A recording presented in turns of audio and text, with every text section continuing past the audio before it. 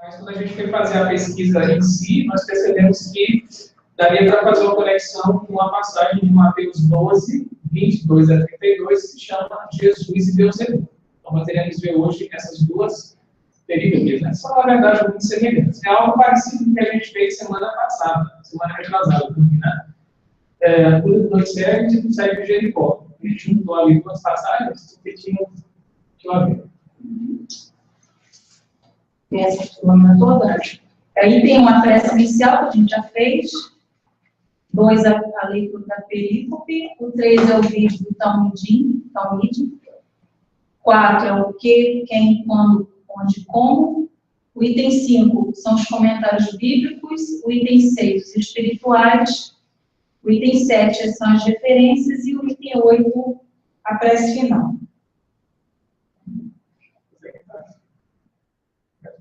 Enfim, né? Tá. Vamos lá. Vai na ordem, né? Então você lê então primeiro. Leitura da perícope. Cura de endemoniado mudo. Então, vai a versão do aluno. Mateus 9, 32, 34. Ao saírem, eles que lhe trouxeram um homem mudo que estava endemoniado. E, expulso do daimon, o mudo falou. As turbas se admiraram, dizendo: nunca fez-se visível de tal maneira em Israel. Os fariseus diziam: pelo chefe dos daimones, expulsa os daimones. Demônio até os olhos.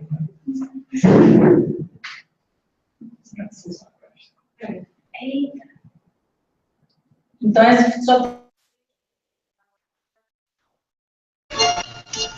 é a mais completa que a gente faz a referência. Mateus 12, 22 até o 32. Então lhe trouxeram um endemoniado cego e mudo, e ele o curou, de modo que o mudo passou a falar e ver.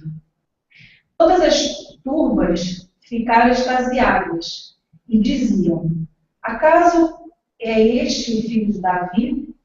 Mas, tendo ouvido isso, os fariseus disseram: ele não expulsa os daimones senão por Beelzebul, o chefe dos daimones. Jesus, porém, conhecendo as aflições deles, disse-lhes: todo reino dividido contra si mesmo está deserto. E toda cidade ou casa dividida contra si mesma não permanecerá de pé.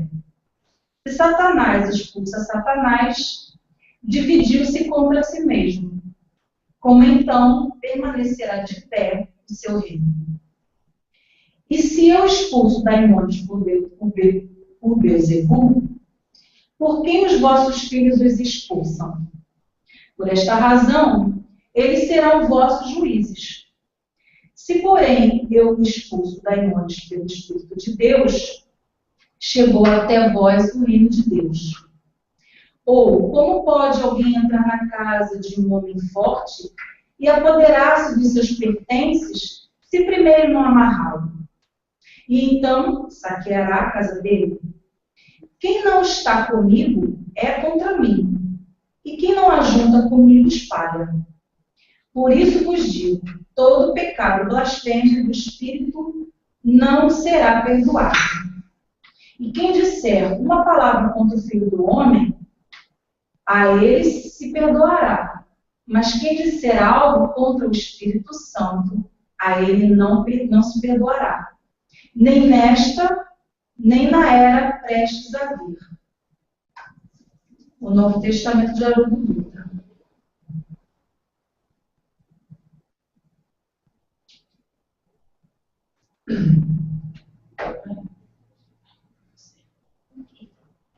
Jesus e Beelzebul, Mateus 12, 22, 37. A árvore e seus frutos.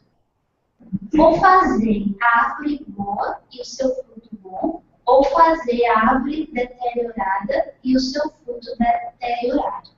Pois pelos frutos se conhece a árvore. Raça de víboras, como podeis dizer coisas boas sendo maus? Pois da abundância do coração fala a boca. O homem bom extrai boas coisas do seu bom tesouro, e o homem mau extrai coisas más do seu mau tesouro. Eu, porém, vos digo que toda palavra inútil que os homens falarem, dela prestarão conta no dia do juízo. Pois, a partir das tuas palavras, serás justificado, e a partir das tuas palavras serás condenado. Os outros evangelistas, eles não acrescentam esse pedacinho desse texto da árvore e seus frutos. Só em Mateus que aparece, tá?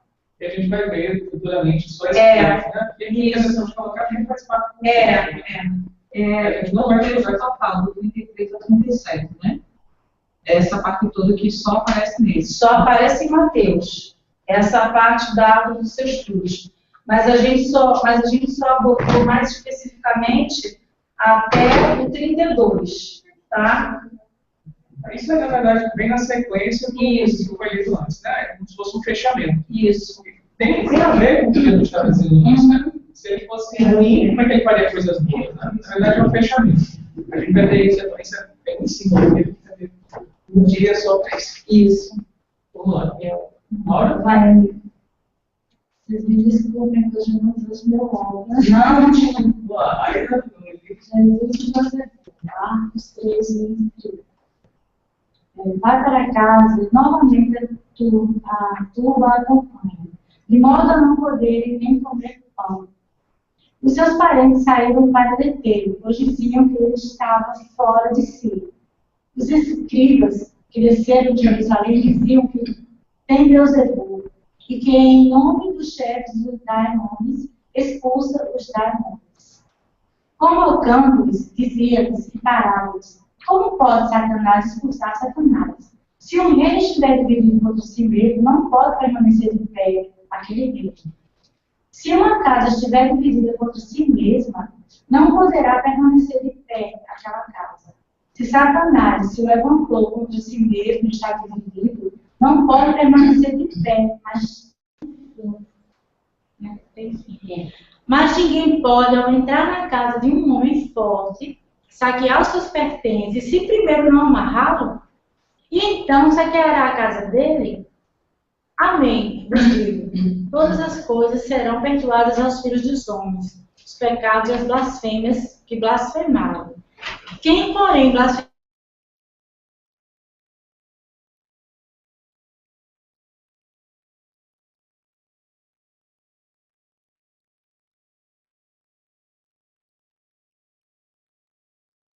uma importância.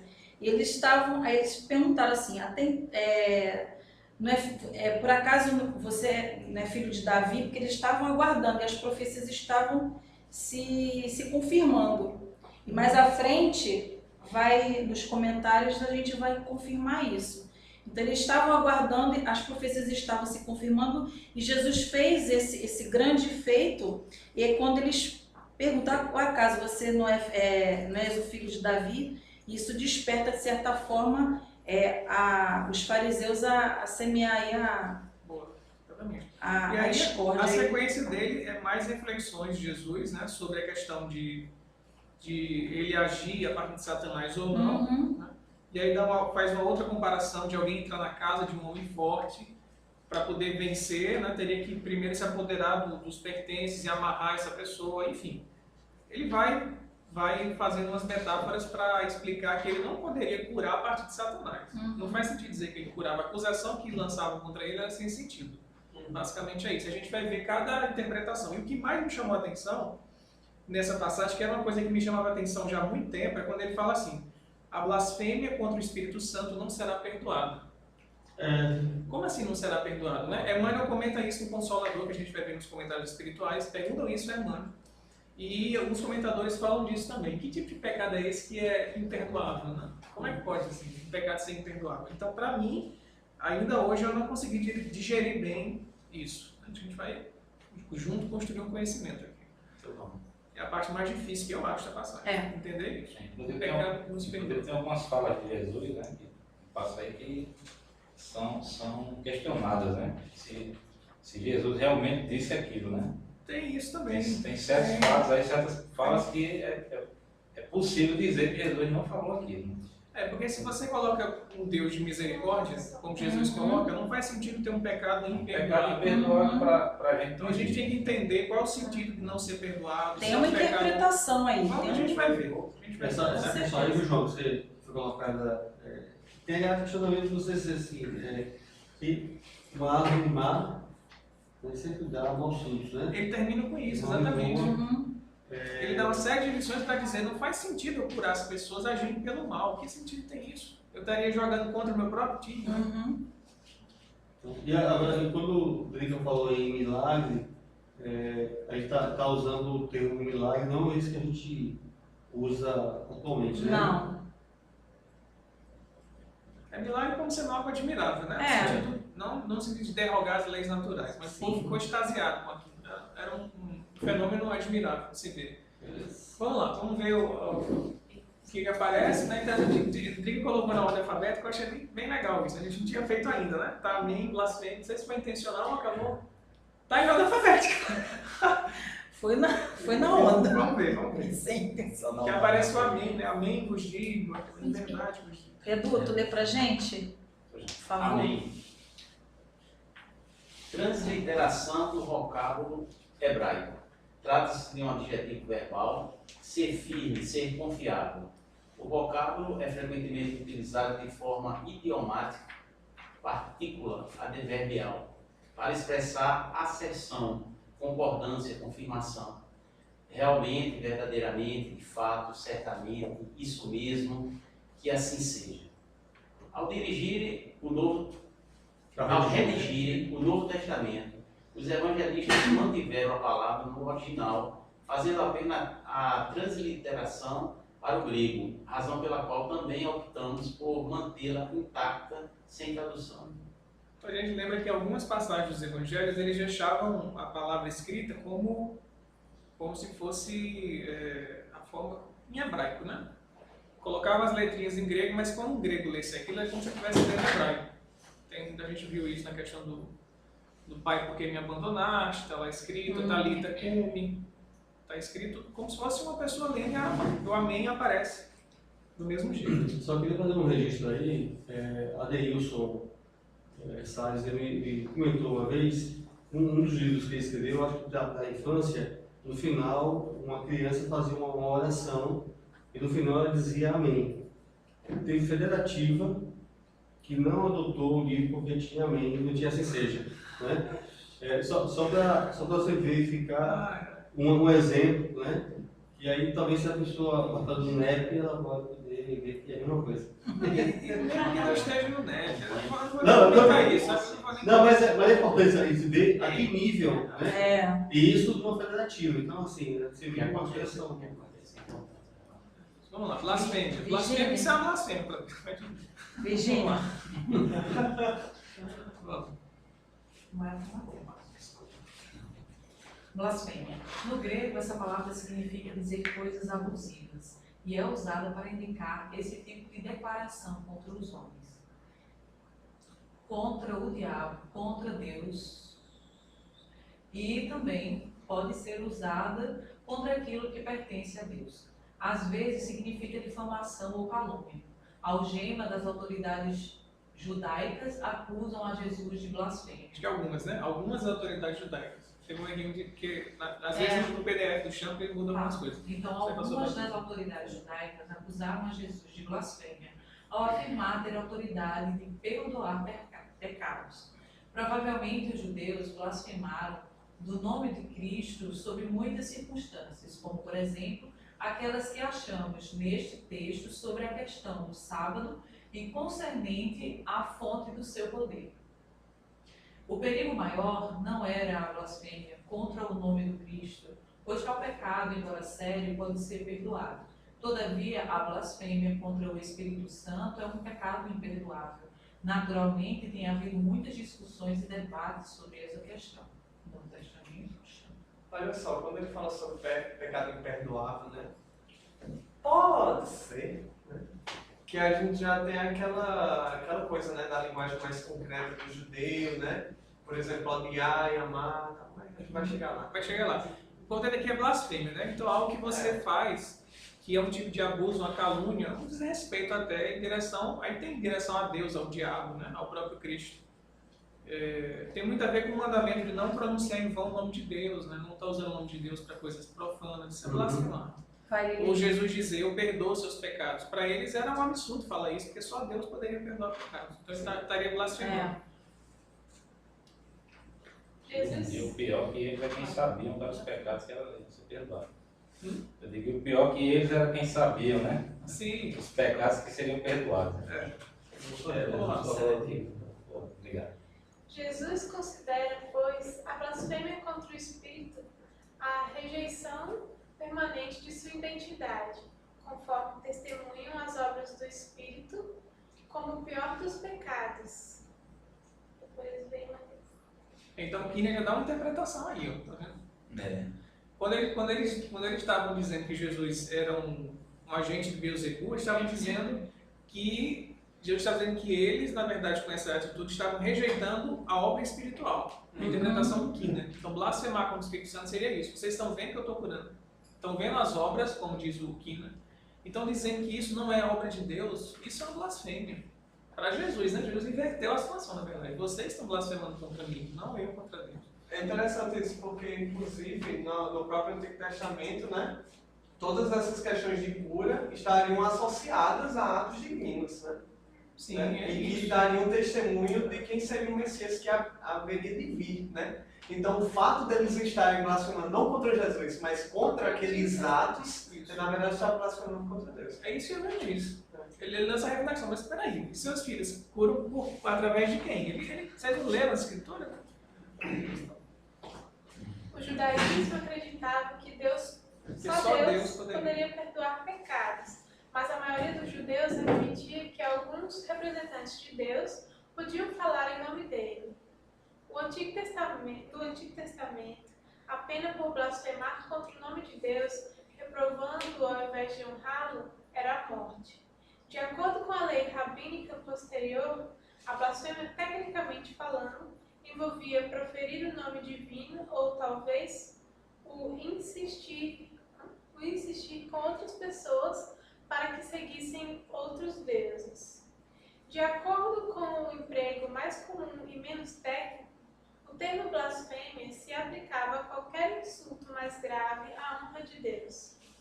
Mas esses especialistas das leis se equivocavam ao interpretarem as palavras de Jesus como blasfêmia, qualquer que seja a definição que se lhe atribua.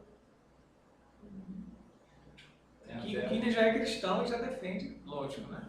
A gente tem que ver até uma questão aí, né, da gravidade da blasfêmia, né, que ele cita aí. Eu tenho um DVD que fala sobre reuniões mediúnicas, né?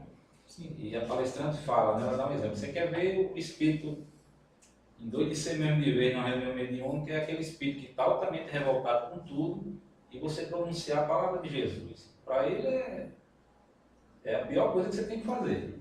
É você chegar para ele e acusar ele que ele é quem está errado, que ele se ajeita ou coisa desse tipo, né?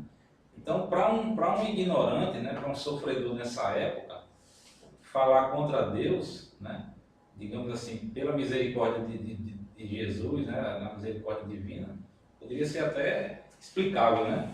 Não era justificável, mas havia uma questão justificável, explicável, né?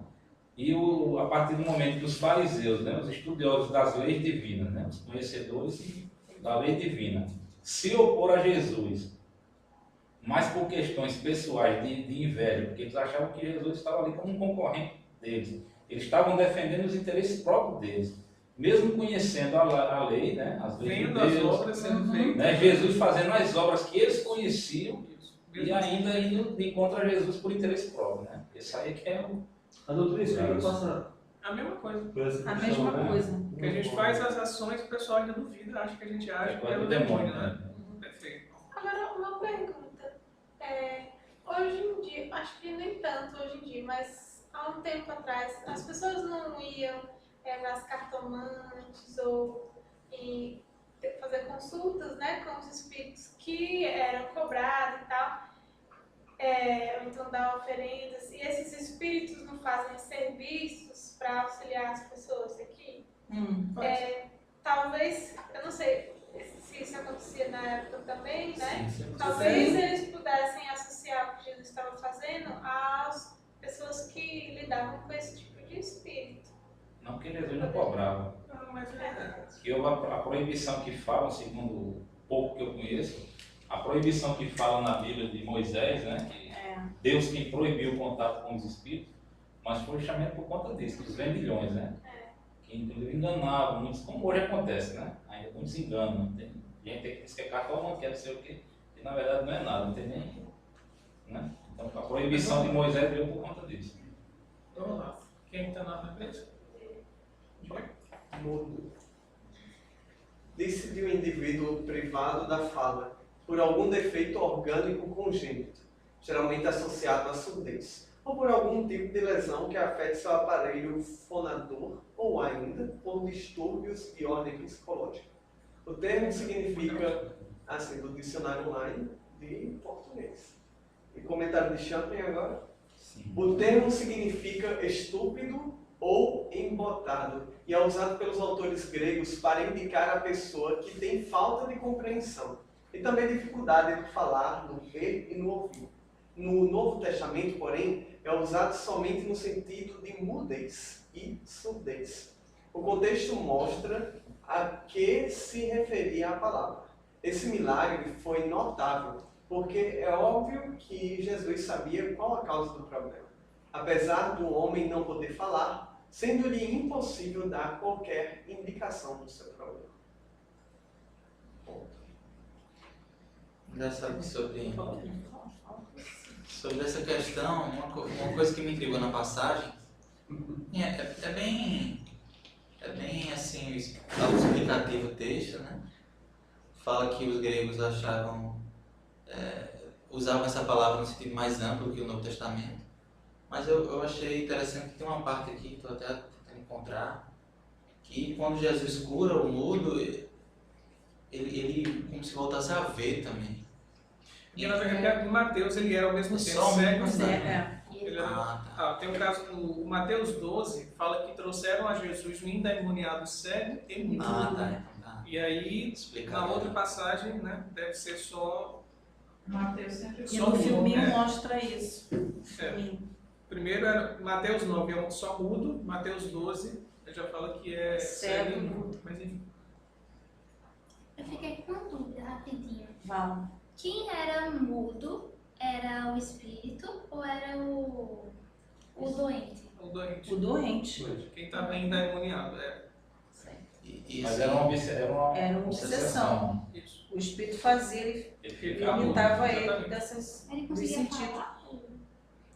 Não. Então, quem tirou a voz a influenciação espiritual fazia com que ele perdesse a função de falar e de enxergar. Então ele não era mudo, ele ficou mudo. Não, ele ficou mudo por uma influenciação espiritual. Isso depende disso. E não faria sentido ele ser mudo de nascença, porque senão ele não saberia falar com Jesus Cristo. Depois, né? Depois que... Exatamente. Agora, Tanto é que ele fala, este milagre foi notável porque é óbvio que Jesus sabia qual a causa do problema. Que era o espírito, né? Pode passar? Não era uma causa simplesmente orgânica. Não. Ao que parece não, né? Não, ao contrário. Não teria algo de orgânico, porque uma vez o espírito afastado, ele voltou a falar normalmente, né? Não era orgânico, era uma questão espiritual. Exatamente. E parece inusitado Agora, pra gente. Um de cada vez, gente. Vamos lá.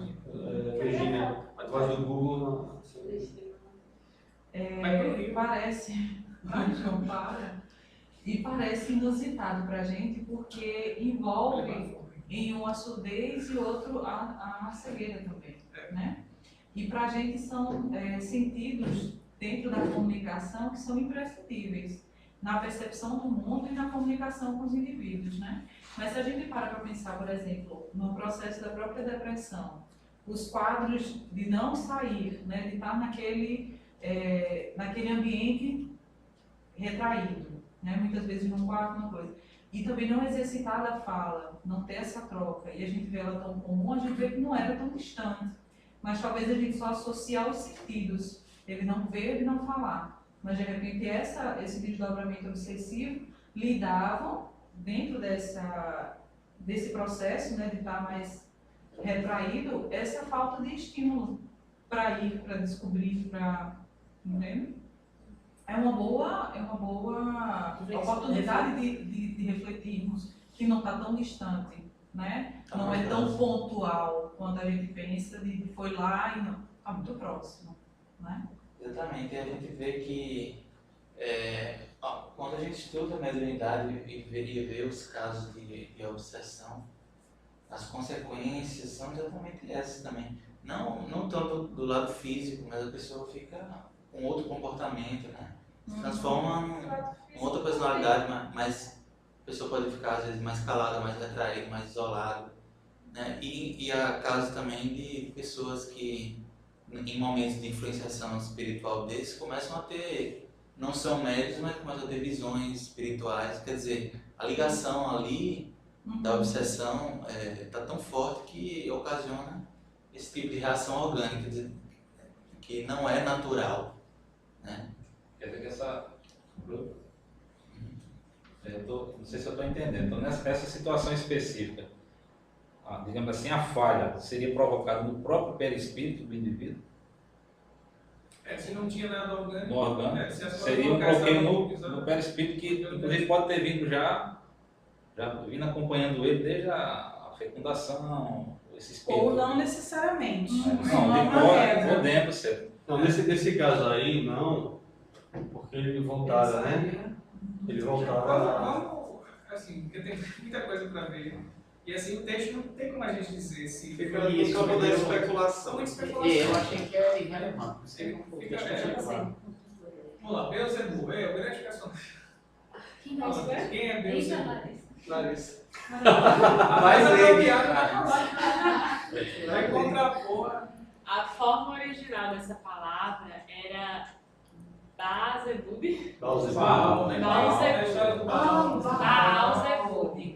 Elisa, quando decapitava os sacerdotes Baal, então tem essa história. Beelzebub, termo do deus Edron, com sentido de deus das moscas, e provavelmente era adorado pelo povo por seu suposto poder de ter livrado o povo de uma peste de moscas, de reis.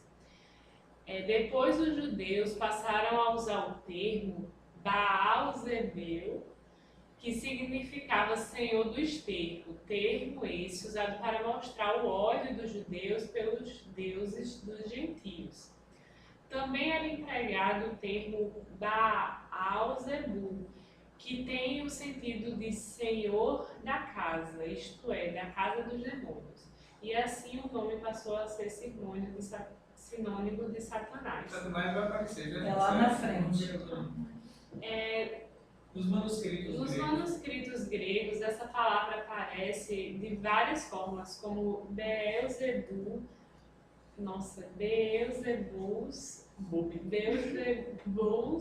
enfim. De basquete russo. Tem sempre a mesma terminação. Pela própria palavra, é impossível saber quais os significados devemos considerar. Todavia, Mateus 10:25 mostra muito claramente que o uso do termo, ao tempo de Jesus, acerca de sua pessoa, era Senhor da casa, dos demônios, identificando assim Jesus com Satanás, homem controlado por Satanás ou aliado de Satanás. Por isso que ele usa a parábola do negócio da casa. Faz sentido. Então, bem rapidinho, essa nota de Haroldo, né, que a gente colocou, Haroldo fala que é Senhor da habitação. Refere-se a um Deus filisteu, ao qual a casinha, segundo o rei Acabe, teria consultado no oráculo. Então é a ideia do Senhor da habitação, que eu não coloco aqui. Então essa denominação de Beelzebub ser demônio, né, vem dos judeus, né? É aquela história que a gente vê hoje também, né? Muitas denominações religiosas, né, Dizem que as outras acreditam em demônio, não é o nosso caso, né? E para os gentios, Beuzebu era um deus, né? Inclusive livrou eles de uma praga, né? Quem batizou Beuzebu de demônio é porque era... E idade, irmão, a gente vai chegar, né? Idade. Já é outra coisa. São espíritos. São seres alados em espírito. Vai, Paulo. Filho, o descendente masculino em relação aos seus pais. Este é o filho, indivíduo que descende, aquele que tem sua origem em dicionário online de português. Agora é Satanás. Agora é o próprio. Vai, Ismael. Satanás, em hebreu, Satã. Adversário. Diabo. Eu vou pular todas as referências. Sim. Adversário. Assim chamado porque, em virtude de suas disposições hostis, promove toda espécie de impiedade, opondo-se a Deus e aos homens, comprometendo a obra de Deus, induzindo os homens a pecar e separarem-se de Deus, e a rejeitarem o plano de salvação. De Satanás procedem, em muitos casos, as doenças, a perda dos bens temporais e as violências. Contudo, ele somente age pelo consentimento divino e sob o governo de Deus. Quando Deus lhe permite executar os seus desígnios perversos e somente como instrumento para realizar os planos divinos. Interessante. No caso de Jó, os vãos esforços de Satanás para induzir o patriarca a pecar deram em resultado a formação do caráter e o aperfeiçoamento da fé em Deus. É espiritismo, né? Olha só que questão do mal, né? Que Deus permite o mal. Os judeus pensavam assim. Só que aí eles materializam, eles acreditavam no demônio, né? No rei, né? O rei do mal. Através de Satanás. Eles eram muito concretos mesmo. Agora a gente já enxerga um significado diferente, como você falou, né? Que foi perdido. Quando eu trouxe para a tradução católica, virou outra coisa. Mas na visão judaica, a pergunta é: eles, realmente, o povo acreditava no ser, uma entidade satânica mesmo, assim, figurada? Na verdade, era comum na época se acreditar em entidades como Beelzebub, como Baal. Agora, interessante aí é que fica bem claro que não é um ser que se equipara a Deus, né? No sentido da posição, né? Mas que age sob a sua minha pergunta é o seguinte: tentar entender como eles compreendiam na essência do. Eu acho que eles tinham ele como materializado, porque ele fala assim, chamado por em virtude de suas disposições hostis. Então, mas não podia ser diferente, porque na época era dessa forma que nós pensávamos. Tem que ter forma, né? Nós inventávamos histórias, contos para entender as ações do ser humano. A maldade do ser humano era explicada através desse tipo de figura, né, forte para que pudesse justamente chocar. Né? E eles eram muito concretos também nas coisas. Inclusive essa crença aí, né, de que Deus controla Satanás, existe até hoje, pelo menos que eu saiba, no catolicismo, mas existe. E paramos para pensar, por exemplo, né? Então era que Deus soltou Satanás aqui na Terra, né, sob o comando dele. A gente tem, por exemplo, a figura do Beelzebub como se fosse uma entidade, né? É interessante porque ela surge, né? O Beelzebub, né? Mais especificamente não o Satanás, mas ele surge a partir daquele Deus, o Deus das moscas, né? Que aí passa a ser odiado porque ele já odiava essa coisa que cultuava os deuses. E aí no estudo anterior que a gente estava, né? A gente também tinha uma passagem similar que fazia referência a uma entidade que a gente já estudou, que era justamente o Mamon. Que Mamon era a representação, a personificação do dinheiro, né? Era o Deus do dinheiro. Então, da mesma maneira que a gente tem o Senhor das Trevas, o Senhor das Moscas, né? E que acaba assumindo termos genéricos e a pessoa vai assumindo, vai alimentando, né? Mas por conta do ódio, e começa a se associar todo tipo de desgraça a uma entidade especificamente. Havia também uma maneira de você personificar tudo em função de uma entidade, dinheiro, né? Então é interessante isso. Faz sentido ser uma entidade. concepção deles. Deus, né? E aí Jesus, da mesma maneira que no Mamon se utiliza das figuras de linguagem, aí também Falta alguém ainda. Acho que ainda falta, né? Falta. Eu vou ler, gente. Ah, sim. Eu só tenho- Eu achei que ele tivesse lido tudo. O Novo Testamento é. nos ensina que Satanás é o Deus deste mundo, que tem acesso aos corações dos homens para enganá-los e reduzi-los à servidão. Ele é o príncipe dos demônios, exercendo poderosos principados e potestades do mundo espiritual. Eu acho interessante colocar esse dicionário, porque ele realmente, tudo que ele trouxe aí, ele vai fazendo as referências. Quer dizer, como o texto bíblico enxerga essa figura de Satanás. E a gente pode considerar aí os príncipes, aliás, ele é o príncipe dos demônios, né? De repente, os vícios, enfim, pode ser todas as questões que nos ligam ao mundo, né? À matéria, que nos prendem aqui, né? Ele sendo esse que estimula, que nos induz, né? A essas fantasias que a gente costuma. Exatamente, né? O adversário no sentido daquilo que nos tira o caminho natural do ser humano em direção à felicidade, à evolução, a Deus. Isso, tudo que é espiritualização, né? Ele tenta, a gente se seduz, né, para a questão da matéria. É interessante, eu lembrei falando de Satanás, o significado de adversário. Tem uma passagem quando Jesus está para ser crucificado, aí Pedro diz, não vou deixar que isso aconteça não, porque ele fica com medo de Satanás. Ele chama ele de Satanás. Então assim, Satanás é a ideia do adversário contra os planos de Deus. Qualquer adversário contra os planos de Deus é um Satanás. Pode ter um encarnado de Satanás, pode ter um espírito de Satanás.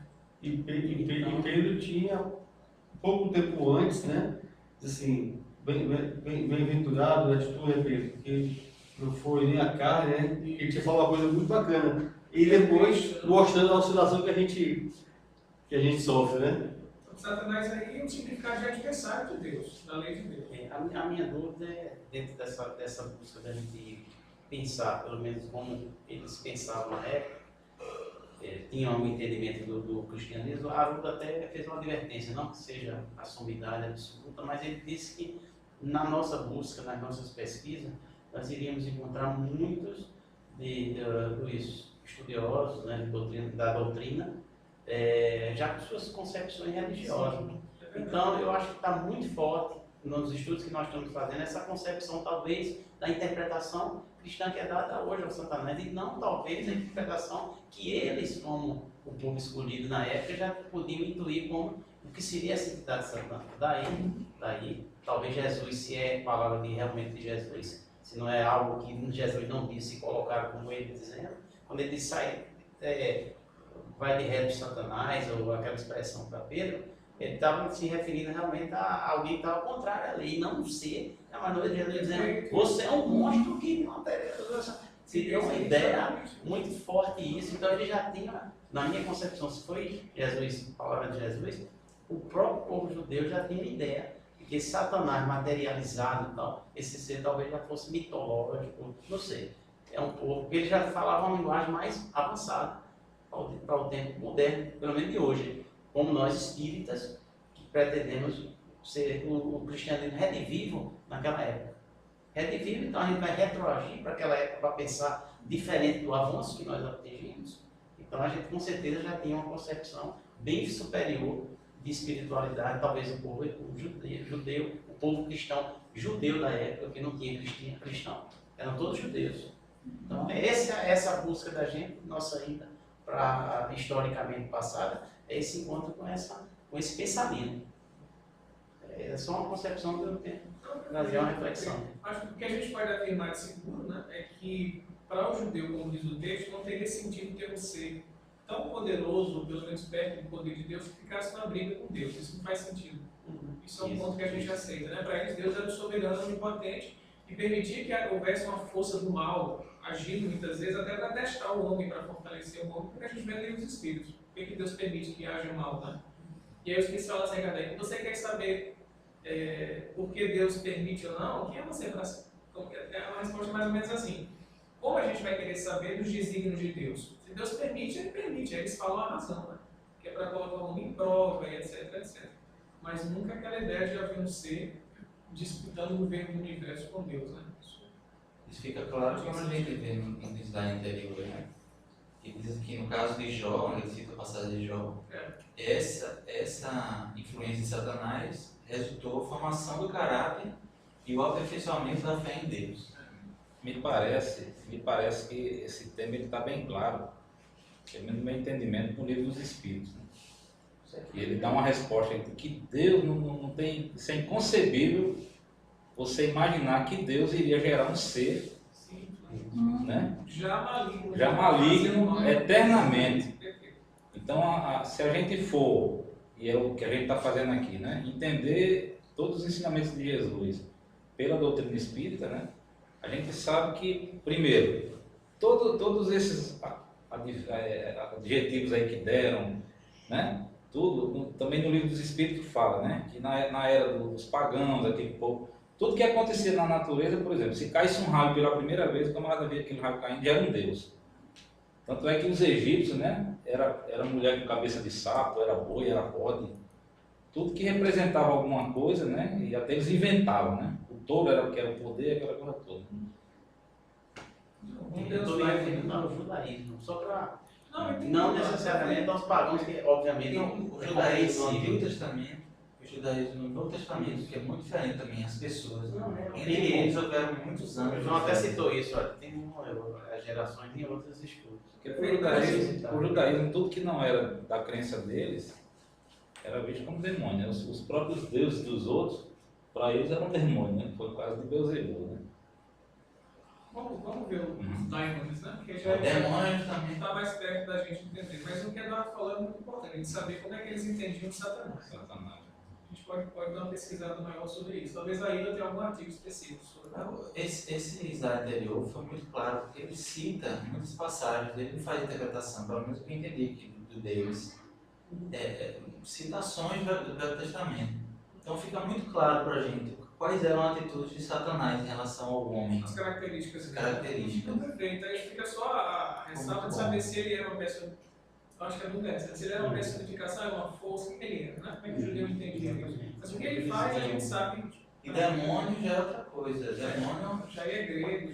O demônio que a gente diz hoje em dia não tem nada a ver com esse demônio que a gente vai ler agora. Ismael, e nessas referências que ele cita o Velho e o Novo Testamento. Ele cita Mateus.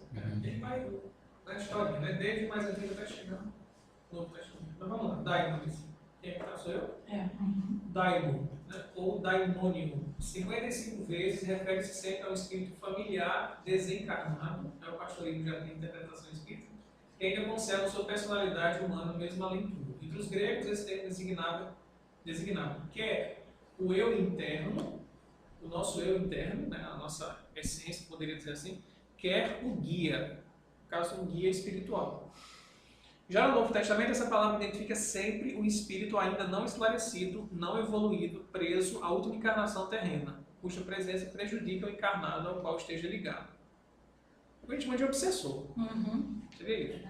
Tanto assim que o termo demoníaco é para Tiago sinônimo de personalístico, terreno, psíquico. Não é essa sabedoria que desce do alto, mas a terrena, epígea, a personalista, psique, a demoníaca, demoniodes.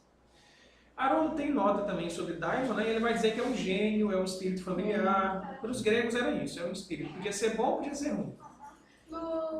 Tem um filme, acho que é a Bússola de Ouro, alguma coisa assim, que foi a primeira vez que eu vi o daimon ser retratado realmente com o significado que a gente está vendo hoje, né? Que quando os daimons são como se fossem uns bichinhos que eram os guias, amigos espirituais, davam algum certo poder às crianças, né? E aí, foi a primeira vez que eu vi dessa forma, eu até achei estranho, mas não seriam maus? Mas na verdade não, né? Pode ser, pode ser. É um gênio, a gente chamaria de espírito. Isso. E como ele falou aqui, muito ligado à parte terrena, não é um espírito evoluído, como ele chama os mensageiros ou os anjos. Era aquele espírito que ou estava num grau pesado, grosso, Ou ali no nosso lado para cima ali. O que eu acho legal. Exatamente. O que eu acho legal é o que ele coloca lá, né? Cuja presença prejudica o encarnado ao qual esteja ligado. A gente também entende que essa visão já é um tanto mais espiritualizada. É espírita mesmo. Né? E é bem defendido isso. Mas, ao mesmo tempo, é de senso comum que essas ligações geram prejuízo, porque a gente ainda se deixa entender que esses elos que formam com esses espíritos não é uma correntinha que vem de lá para cá. Se eu tenho a mesma ligação, eu posso incidir de cá para lá, né? E aí a gente consegue reverter não só um quadro da obsessão, mas incide em não evitar o sofrimento do outro, afasta de mim e aquele ali que estava sofrendo ou que por ser sofredor se assimila e assim por diante, não tem o poder também de fazer uma transformação para si, entende? Então eu acho que às vezes a gente culpabiliza, o que a gente vê muitas vezes em outras religiões é o outro, né? É o obsessor do fulano, é o demônio e tal, mas a gente também não se coloca no lugar do outro, que aquilo ali é uma ponte de ajuda. É a oportunidade, enquanto nós temos de entender que aquele elozinho está acontecendo por algum acaso, né, por alguma razão, e por termos esse entendimento, não precisa ser de sofrimento para o encarnado. Né? Espírito Santo. O Espírito de Deus, o Santo Espírito. Esta frase exprime a ideia com mais correção do que a palavra alma, que tem sentido mais limitado, representando um espírito desencarnado. A frase Espírito Santo encontra-se 3 vezes no Antigo Testamento, mas contém muitas referências à sua obra. O Espírito de Deus é um princípio ativo, operando no mundo, executando a vontade de Deus. O Espírito é Deus quem o dá. O Espírito Santo é o próprio Deus, né? Isso aí João gosta dessa. Inclusive, Haroldo gravou um programa, a gente pode resumir ele, cita que no Antigo Testamento tem a expressão espírito, que é ruar, espírito, e tem, acho que é kadosh, ruar, é o Santo Espírito. E quando eles falam Santo Espírito, é Deus. Quando vem santo, junto, o santo, né? Esse seria Deus. No Novo Testamento aparece às vezes Santo Espírito com o artigozinho, o Santo, o Espírito. Também é Deus. A gente vê isso no Novo Testamento. Então, seria uma referência própria divindade própria Deus. E Davis usa essa expressão desencarnada? Usa. Davis. Agora é interessante. Quando eu li, eu fiquei curioso também. Não, porque tem desencarnado. Quando eu li, eu fiquei curioso. Mas eu fui lá e não fui Tem algo interessante, que ele tem uma noção de alma diferente da noção espírita. A Lu fala isso também, questão da alma. Porque para nós a alma é enquanto encarnado é o espírito. E aí não. E aí não. Essência, né? Você vê que a palavra é a mesma, mas os significados são diferentes. Isso aí a gente tem que se acostumar. Mas Kardec traz, né, até com a sua alma, cria vários também significados. Ele vou focar nesse aqui para poder se entender, né? Convencionou, né? O Haroldo disse que eles Convenção. Os hebreus têm, acho que é Nefesh, que é a alma, tem a ver com respiração, quem está vivo respirando. E espírito seria mais no sentido de ar, de pneuma para os gregos, né? Você teria essa diferença. E Espírito Santo é Deus. Basta saber que quando bota lá o Santo é Deus. E lembrando que tem o Espírito Santo, né? E tem algumas passagens que tem um Espírito Santo veio, né? E aí a gente já estudou sobre isso. Era inclusive uma passagem que tem as 2 situações. Aí um Espírito Santo estava mais indicado para um Espírito superior, né? E o Espírito Santo geralmente quando vem o artigo definindo, né? E as passagens mostram que é único. Acho que é Mateus que a gente viu, né? Tem 13 ocorrências, e nas 3 que aparece um artigo, é Deus. Quando Jesus é batizado, uma voz fala para Jesus: este é meu filho, é Deus. Essa passagem do pecado, né? E nos outros casos é assim: fulano ficou inspirado, recebeu uma revelação, aí é sem artigo, como um espírito bom, um Espírito Santo. Agora, João, se eu estiver enganado, você me corrija, por favor. O que a gente não pode ter é uma ideia, né? Eu falo por mim aqui, não estou dizendo ninguém tem essa ideia aqui. Mas aí eu vou lá no livro dos Espíritos também, é que não há partícula de Deus. Deus não se divide. Há uma parte dele, faz alguma coisa, depois volta e se junta com ele novamente. Que me parece que é o que ele mais ou menos tentou dizer ali, né? O Espírito de Deus é um princípio ativo operando no mundo, executando a vontade de Deus. É como se ele liberasse uma parte dele, algo divisível, e depois voltasse para ele. Isso aí não existe. Essa já é uma visão. A vontade de Deus é o próprio Deus. Porque a gente tem que ver que muitos desses comentadores eles são evangélicos. Né? Então a gente não pega tudo. A gente sempre não existe essa história de... Geralmente, quando a gente pega esses autores, a gente pega mais a questão do contexto, né? De tentar entender como é que o próprio judeu entendia, né? E aí, quando tem uma interpretação, né, que a gente vê que é claramente dogmática, a gente releva, né? A conexão aí caiu mesmo, né? Não, só estou gravando agora. Ele não referenciou isso, tá vendo? É como se fosse um pensamento dele. Ele não referenciou em nenhuma parte. Mas é porque é o motivo do nosso estudo é entender da forma correta. Né? Entender da forma esse mergulho faz com que a gente compreenda o que Jesus realmente disse. E mostrar realmente, entender também as visões católicas e evangélicas. Respeitar, mas saber. Tem que saber o que é correto. Né? Tem que saber o que é correto. Porque existe a questão da trindade, mais no campo da filosofia católica, né?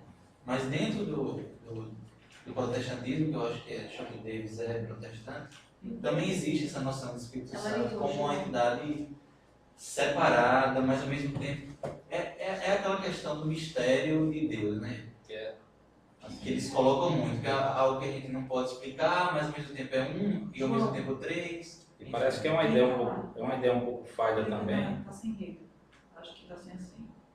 Essa questão é uma ideia meio equivocada. Se a gente for imaginar, parece que eles querem colocar entre Jesus e Deus um intermediário. Ou seja, algo mais elevado do que Jesus e menos elevado do que Deus. Porque Deus é claro, Deus é o Criador. Que também é um equívoco, né? Porque nós espíritas sabemos que Jesus, antes de existir a Terra, Jesus já era crístico, né? Inclusive ele ajudou na construção da Terra, né? Participou. Então a gente também não pode imaginar que entre Jesus e Deus, Jesus aqui na Terra precisaria de um intermediário. E a compreensão assim do grupo, até porque o nosso amigo está chegando no sentido de você entender a essência, é justamente esse mergulho que a gente faz com toda a compreensão e tolerância. Aqui nós vamos encontrar vários momentos em que a gente vai ver a interpretação totalmente equivocada da doutrina espírita. Né?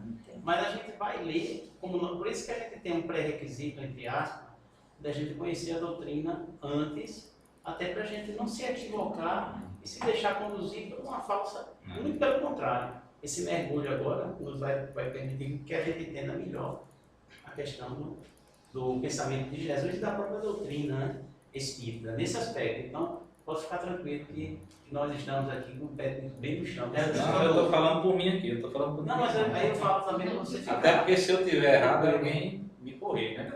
Eu sei que João tem muito mais conhecimento do que eu. Com certeza. Não, é questão. Assim, quer ele também está aprendendo nesse aspecto. Mas também vem com toda a tolerância, esses deslizes doutrinários que a gente vai ver aqui, porque senão a gente vai ser aquele certo que diz: olha, não pode, o livro não tem amém. E é isso que a gente quer evitar, justamente isso. Não é o que Paulo colocou do amém do. Vamos, gente, já são 10:09, ainda tem muita coisa. Vamos lá? Por quem os vossos filhos os expulsam? Jesus faz a pergunta para eles, né? Jesus é acusado de expulsar os demônios através do próprio demônio. E ele lança, mas aí, se eu faço isso os filhos de vocês, expulsa a partir de quem? Os vossos filhos significa membros do seu próprio grupo, assim como, por exemplo, filhos dos profetas.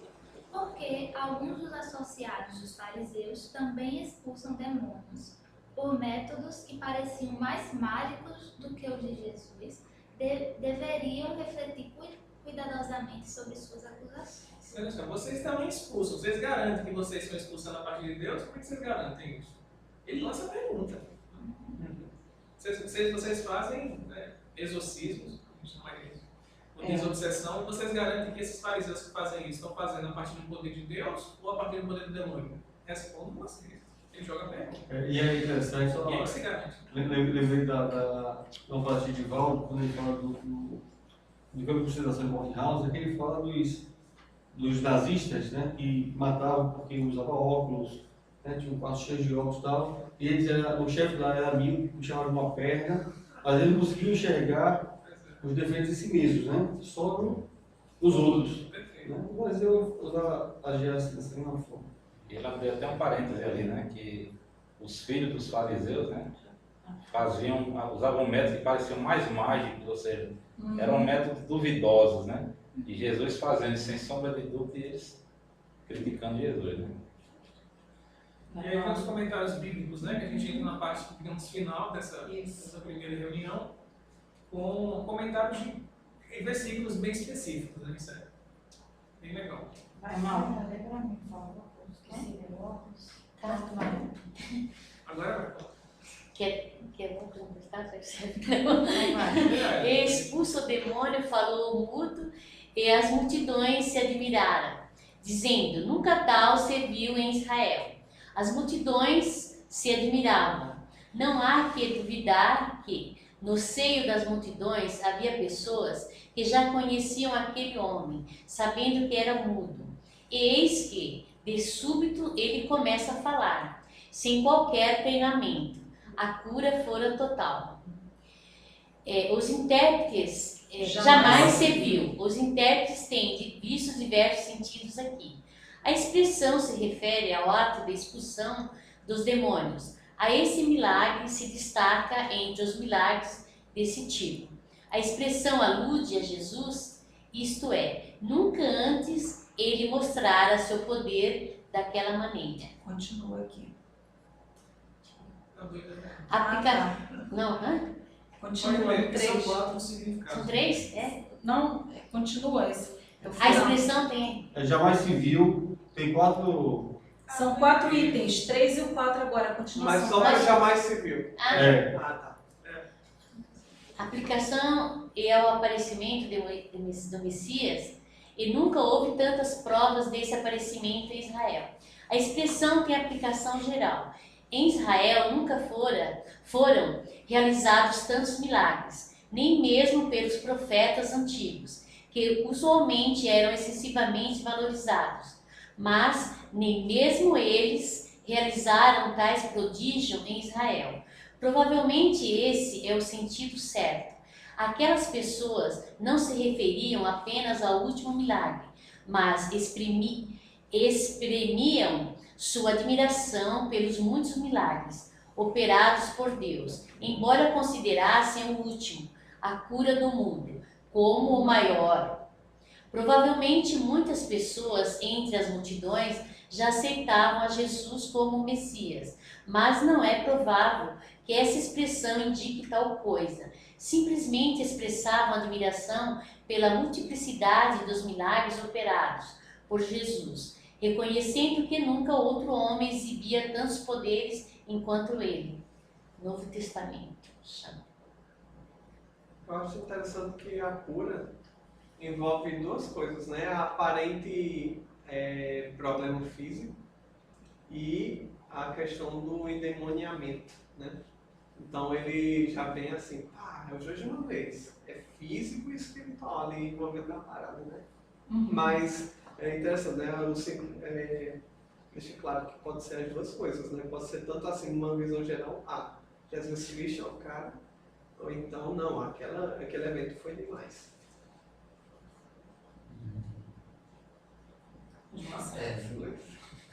Dois. Agora vai ser bem grande para a gente se inaugurar.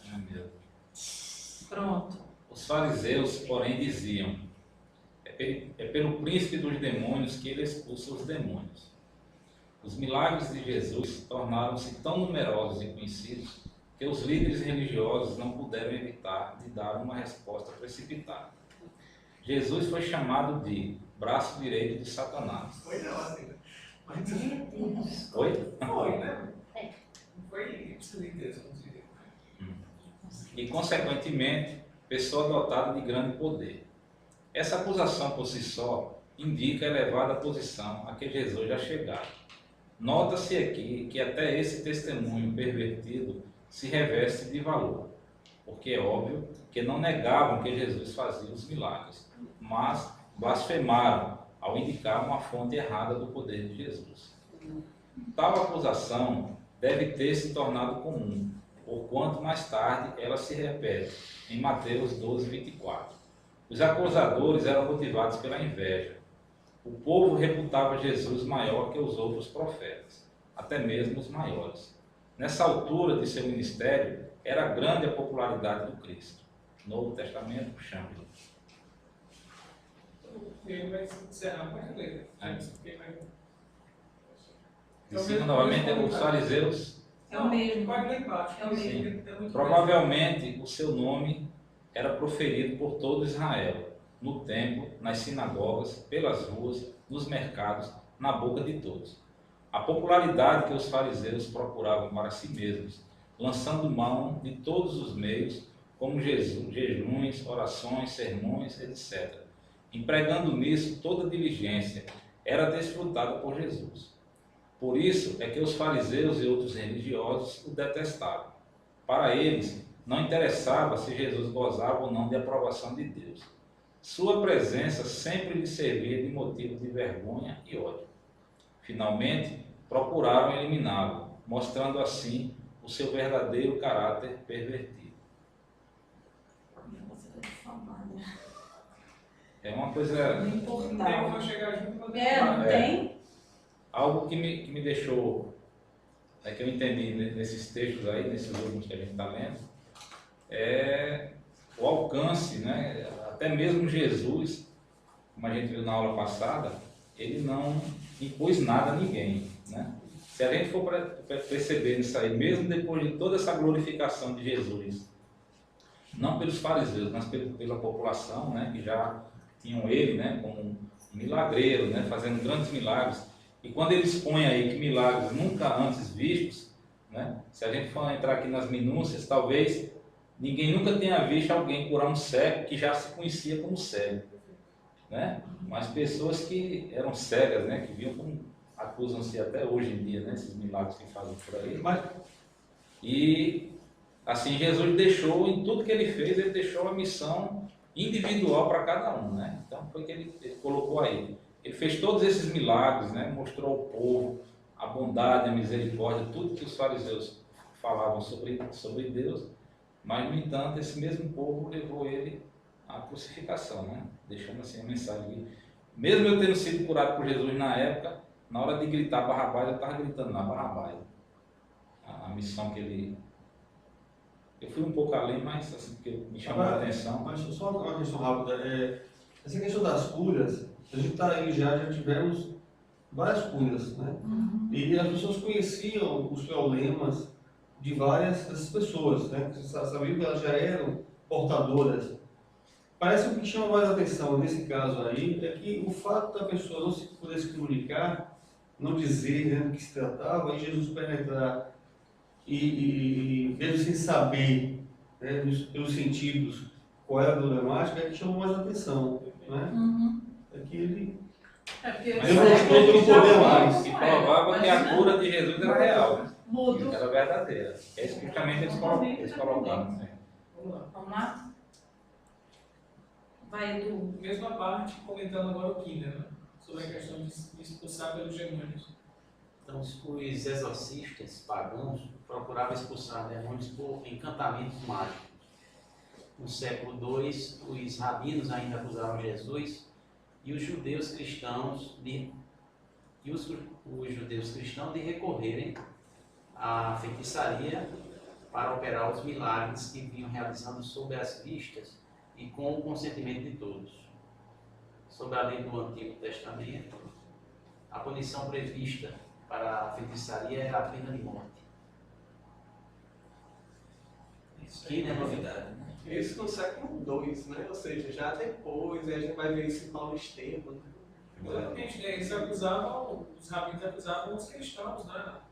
O pessoal lá que fazia muita cura também. Né? Paulo Estevam foi bem antes aí, né? Paulo Estevam foi bem antes aí. Paulo Estevam ainda antes. Século I, Paulo Estevam. E aí, né, o que significaria Jesus ter dito isso? A questão de estar dividido contra si mesmo no reino. Porque a parte mais interessante é essa agora. São essas lições de Jesus, para a gente refletir. Inclusive no texto de Marcos, ele até fala assim, que Jesus respondeu em parábolas. A gente pensa em parábolas só é historinha que nos contar, mas parábolas são essas passagens que remetem a uma ideia mais profunda. Como pode Satanás pisar Satanás? Isso, quando ele se refere ao reino, está dividido, isso é uma parábola. Ele está contando, está dando a mensagem dele de uma forma alegórica. Fazendo uma alegoria. Uma alegoria. Então é parábola. É incrível como é bem lógico o pensamento de Jesus. A gente lembra a linguagem dos Espíritos, no livro dos Espíritos também é dessa forma. Né? Vão orientando o raciocínio para a gente refletir como é lógico e como era ilógico aquilo que eles estavam acusando Jesus. Vamos lá. Ora, se Satanás expulsa Satanás, está dividido contra si mesmo. Como subsistirá, pois, o seu reino? Se Satanás expele Satanás, alguns intérpretes tentam esclarecer dizendo: se o Satanás espelha outro Satanás, mas o grego parece ser contrário a essa interpretação. O artigo aparece antes de cada ocorrência da palavra, Satanás. Se o Satanás, o que indica a identificação de cada ocorrência da palavra com o mesmo personagem. Se Satanás possui tão grande poder como as Escrituras dizem, pode-se ver facilmente que esse poder, caso se voltasse contra si mesmos, em pouco criaria não somente a confusão e a desordem, mas também a sua própria destruição. Seria inevitável evitar a desolação do seu reino. Satanás pode ser iníquo, e de fato o é, mas não é tolo. Nações podem cometer loucuras, como também cidades, igrejas, famílias e indivíduos, mas dificilmente poderíamos imaginar que um ser tão grande e de tão grande inteligência quanto Satanás viesse a cometer tal suicídio. Chaplin. Lembrar que Chaplin é evangélico também. Eu acho que tem uma coisa, uma frasezinha do cotidiano que simplifica bem isso aí. Diga aí. O amigo do meu inimigo é meu inimigo. O amigo do meu amigo é meu amigo. O inimigo do meu inimigo é meu amigo. Não, basicamente o amigo do meu inimigo é meu inimigo. Sabe essas coisas assim que a gente fala assim no cotidiano? Basicamente era o que Jesus estava falando. Oxi, mas a gente sabe isso, Povo, né? Cara, como é que eu vou estar aqui, né? Dividindo o próprio reino? Tem a continuação, não tem? Tem. Você como o alcance do povo era tão baixo, tanto para Deus como para Satanás, o que eles achavam, né? Que achavam que Satanás ia usar de um artifício tão tolo desse, um ser de tanto poder, como eles acreditavam que foi o final do ensinamento. Aí Satanás vai ficar brincando de bonzinho. Tanto poder e ainda mais dividido. Continua, Virgínia. Se Jesus fosse aliado de Satanás. Se Jesus fosse aliado de Satanás, teria o cuidado de fazer chegar às mãos de Satanás o máximo número possível de homens. No entanto, fez justamente o contrário. Jesus não somente se opôs a Satanás por meio de seus milagres, com os quais libertava os homens do poder maligno que lhes causavam aqueles males físicos, mas também, em seus ensinos, procurou livrar os homens do poder espiritual e moral de Satanás. A pregação de Jesus sempre glorificou a Deus Pai e ele sempre ensinou as doutrinas expostas por inspiração profética e as outras doutrinas, por ele mesmo trazidas em sua posição de Messias, que estabeleceria o reino dos céus. Sobre todos os pontos de vista, o seu reino se opunha ao reino da maldade. E é o que ele diz depois da árvore, né? Minhas obras são boas, como é que eu vou estar no time do mal? Como é que uma árvore boa vai dar frutos Muito bom. Perfeito. E se a gente for trazer para os dias de hoje, a gente vê, assim, atualmente até está melhorando, mas acusações recentemente em relação à doutrina espírita, né? Como infelizmente eram utilizados esses mesmos argumentos, né? E que essa comunicação, primeira coisa, todas as doutrinas cristãs acreditam nessa comunicação entre espírito desencarnado e encarnado. Porque está muito... na Bíblia isso acontece várias vezes. Agora, a ignorância e toda essa confusão que foi feita dos textos fez com que ainda hoje a gente vê acusações do tipo qualquer comunicação mediúnica é uma comunicação com um demônio, um ser espiritual, que é sempre ruim, que é sempre traz malefícios. Né? A gente ainda vê hoje esse argumento vindo à tona. É impressionante. Paulo. Sou eu. Entendeu? Mas, se é pelo Espírito de Deus que eu expulso os demônios, logo é chegado a vós o reino de Deus. Pelo Espírito de Deus, Jesus viu que seu argumento precisava de uma conclusão, a declaração de que só o Espírito Santo poderia ser fonte da autoridade de Jesus ao expelir demônios. As palavras de Jesus, de acordo com a gramática grega, parecem indicar que ele declarou que o reino já chegara.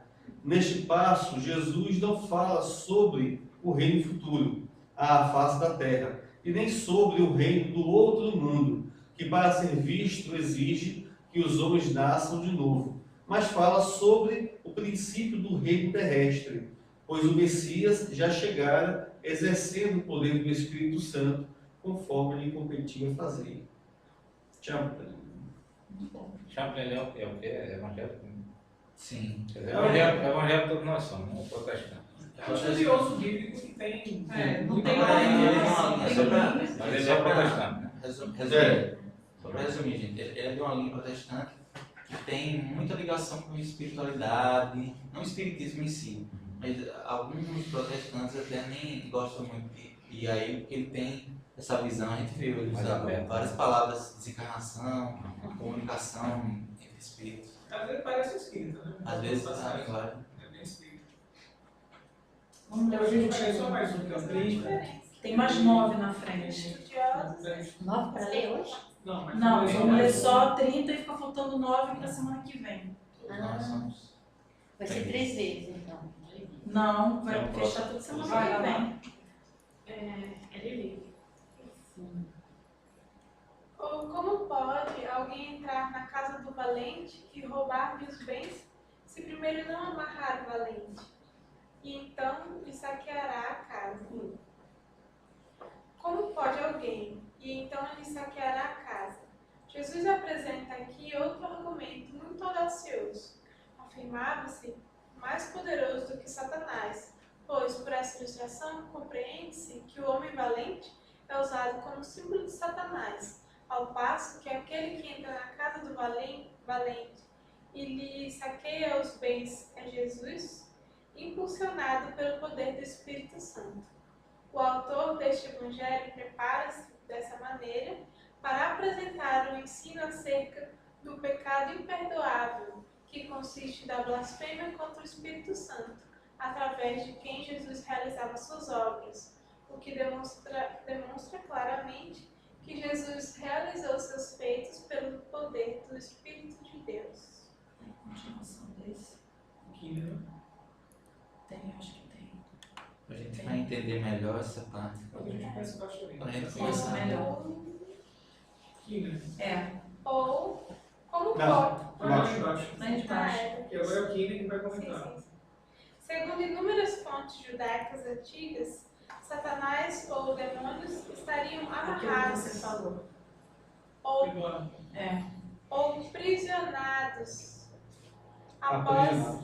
ou aprisionados após terem sido subjugados por Deus. Textos sobre a magia normalmente falam do costume de amarrar os demônios por processos mágicos. Aqui, entretanto, a parábola sobre a necessidade de amarrar o homem forte para roubar-lhe a casa significa que Jesus derrota Satanás, podendo, por conseguinte, destituí-lo dos seus bens, isto é, libertar os processos do diabo.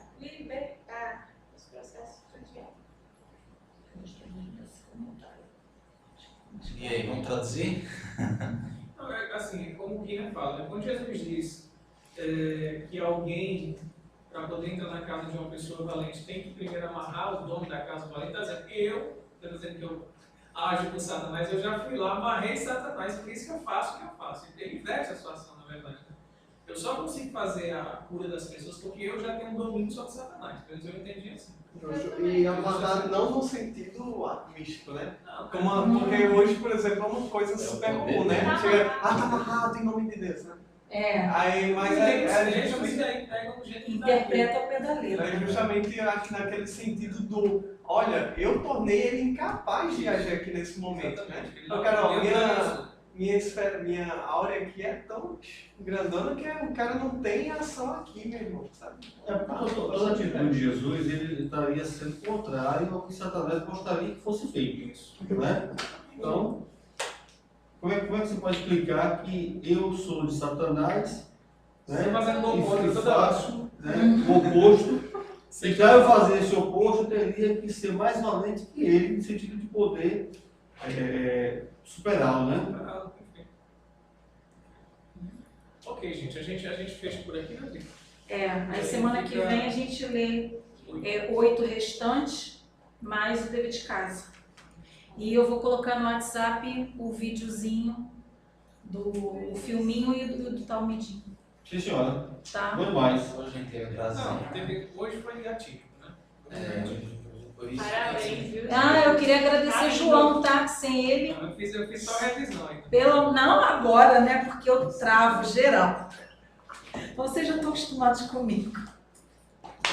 Mas obrigada aí pela força. E vamos ter que vem a gente continua essa parte de resta e vários comentários. Isso. Ótimo. Tá bom? Tá bom. Hoje aqui estou gravando, mas depois eu coloco na internet. Pode, então pode. Pode. Infelizmente. Pode. Pode. Pode fazer. Pode. Foi? A gente quer chegar num acordo aqui, tá bom. Vamos fazer então a nossa prece final. Eu sei que podem ter ficado dúvidas, a gente pode continuar discutindo no Facebook, no WhatsApp, como a gente faz geralmente, né?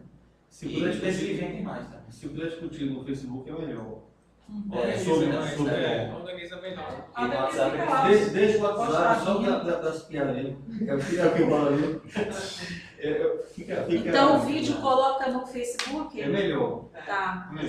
Fica registrado. Porque nos comentários a gente pode até comentar. Comentar sobre o vídeo, colocar outras referências. Mas não pode colocar no WhatsApp, só o linkzinho. Às vezes você Não, pode, mas assim, coloca no Facebook, né? Se quiser jogar lá também, coloca. Só o linkzinho. Coloca assim, já botei lá. Já prende. Já tá lá.